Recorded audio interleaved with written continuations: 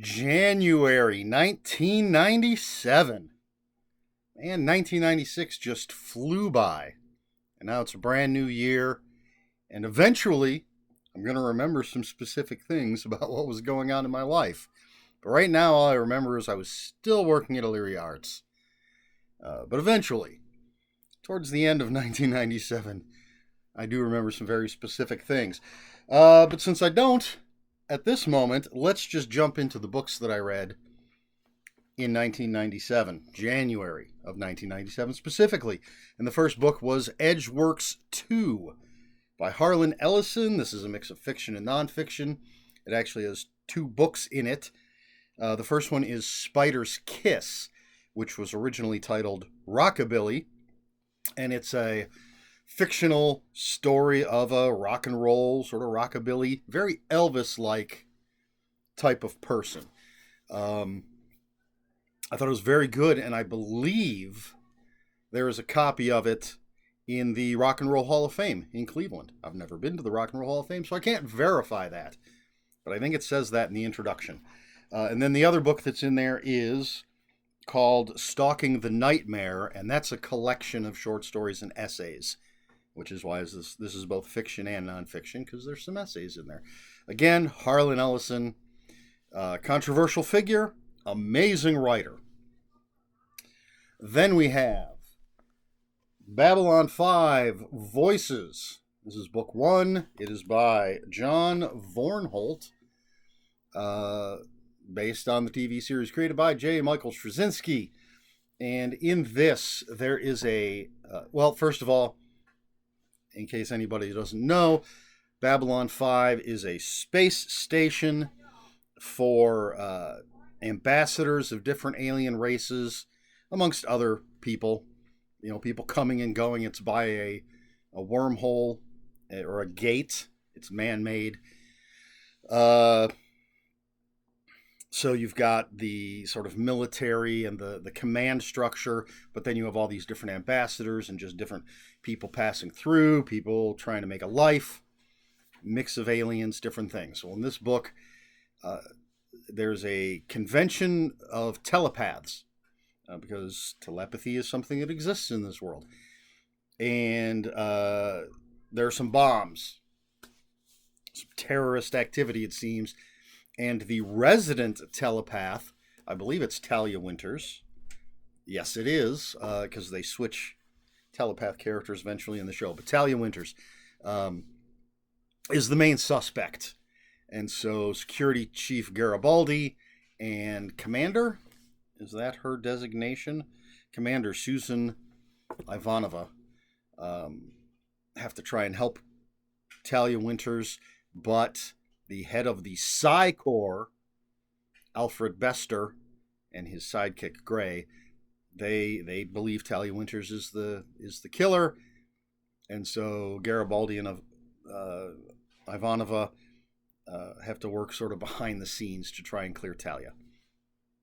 Pretty good book. Not necessarily as good as the show. I thought the show was amazing. Eventually, I mean, it started pretty good, but season 2 is when it really picked up steam, in my opinion. But the books are entertaining, and if you're a fan of the show, I think they're worth reading. I don't recall if it's the kind of thing you could read if you've never seen the show. So there's that. But anyway, next up we have Iron Man, Operation AIM by Greg Cox. Is an original Iron Man novel. MODOK, the mobile organism designed only for killing, who's going to be in the new Ant-Man and the Wasp movie.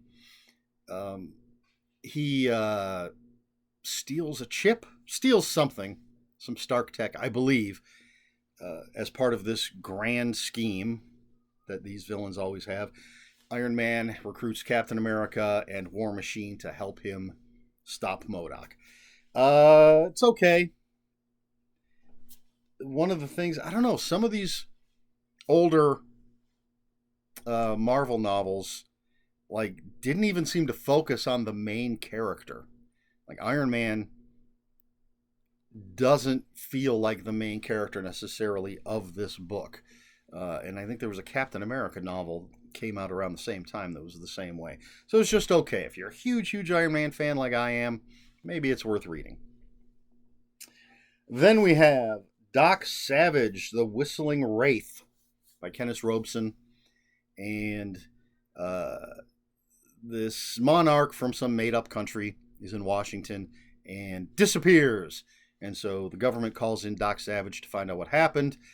But then this long dead monarch appears and starts stabbing people. Anybody that gets in the way is looking for this missing king, falls prey to the Whistling Wraith. And Doc's got to figure it all out. Typical Doc Savage pulp adventure. Fun stuff. Let's see. Then we have Bill the Galactic Hero, The Planet of the Robot Slaves by Harry Harrison. And in this, a mechanical dragon has destroyed this space station, I believe it is.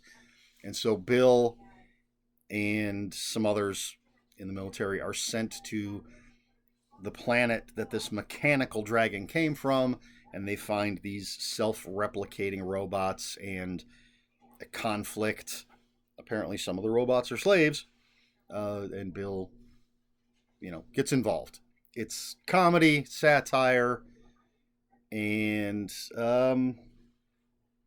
it was fine. Not a huge fan, personally. Then, another one that I have.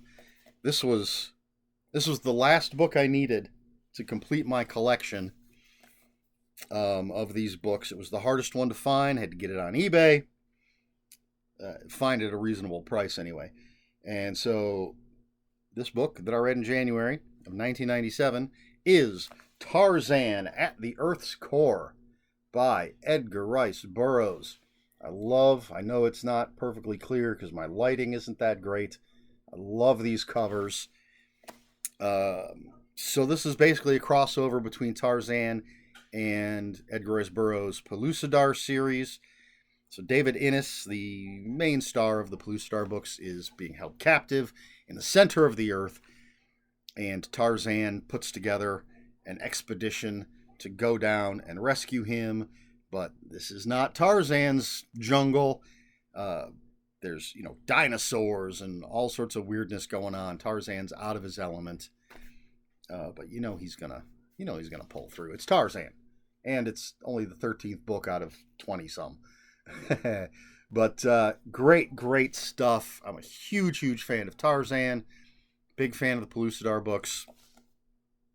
And love having this particular copy. My whole Tarzan collection of the original books anyway, the Edgar Rice Burroughs books, are this edition from Ballantine, I believe. These editions. All right. Then we have... Wow, we're flying through this. 1, 2, 3, 4, 5, 6. Next up, we have Star Wars X-Wing, The Krytos Trap by Michael A. Stackpole. This is the third book in the X-Wing series.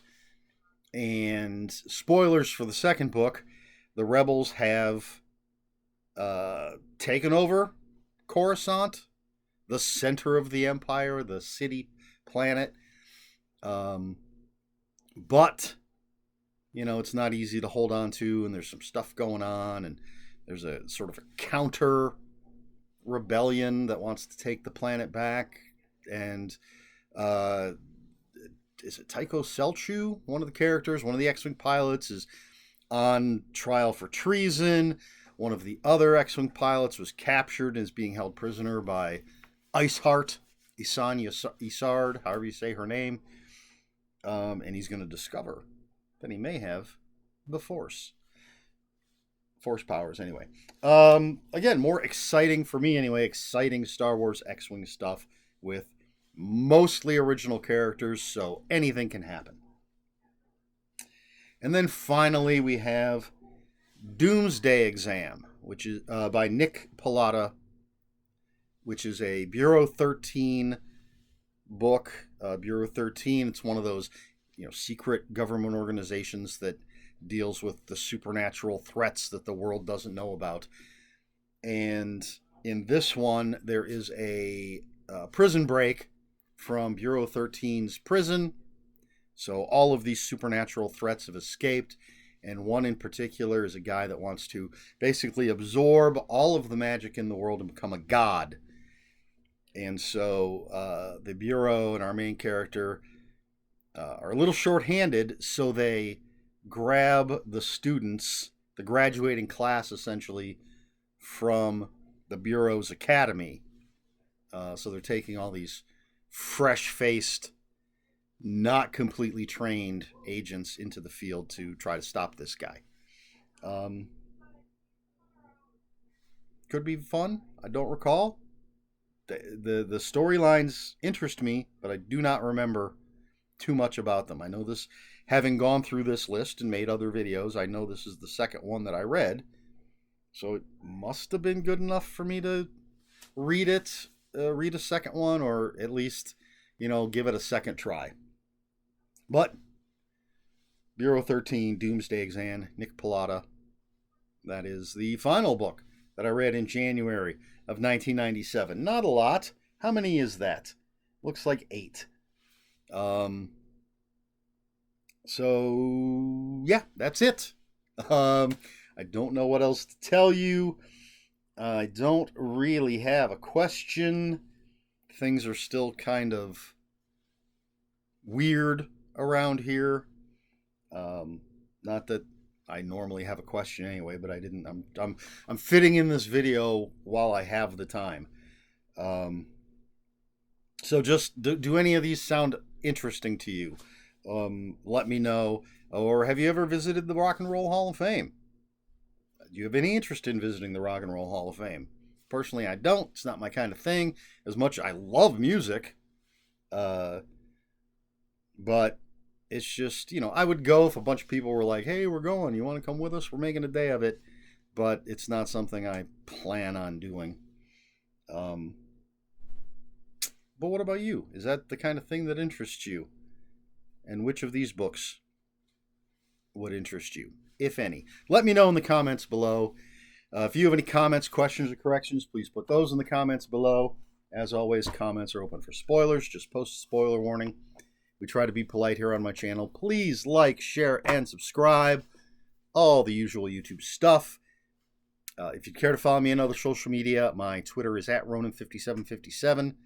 My Instagram, where I post pictures of books, comic books, board games, and fuzzy animals, is Eric Smith 5757. That's Eric with a K. ERIKSMITH 5757. I've still got the bad lighting. One of these days I need to get a light switch and fix my overhead lamp. So I apologize for it seems to me to keep getting brighter and darker depending on how I'm leaning and what's happening. Hopefully it's not too distracting for you folks. If it is, let me know about that in the comments below. That is all I've got. So until next time, read more books.